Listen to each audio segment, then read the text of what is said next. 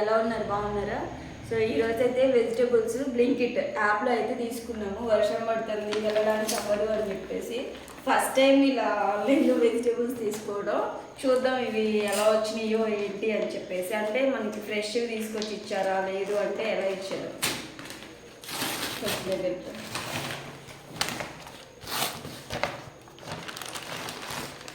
బెండకాయలు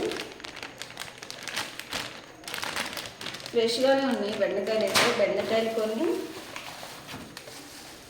2.5 కిలో, పావు కిలో అలా ప్యాక్ చేశారనమాట. ఇవి బెండకాయలు, ఇవి కూడా అంతే.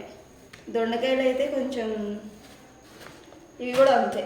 1/2 కిలో తీసుకున్నాము, పావు కిలో ప్యాకింగ్స్ ఉన్నాయి. దొండకాయల కన్నా బెండకాయలు చాలా ఫ్రెష్గా ఉన్నాయి.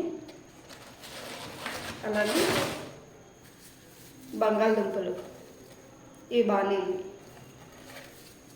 ఎలాంటి డాగులు అవి ఏం లేకుండా ఇవి బాగానే ఉన్నాయి. ఫస్ట్ టైం అనమాట ఇలా ఆన్లైన్లో కూరగాయలు పర్చేజ్ చేయడం. సో రా బనానాస్ ఇవి కూడా బాగానే ఉన్నాయి. యాక్చువల్గా ఇవి మార్కెట్లో అయితే 50కి 3 అలా ఇస్తారు. ఇవైతే 42 రూపీస్ అలా పడినాయి అనమాట. సో ఓకేనా, 40 రూపీస్ అలా పడినాయి, బాగానే ఉన్నాయి.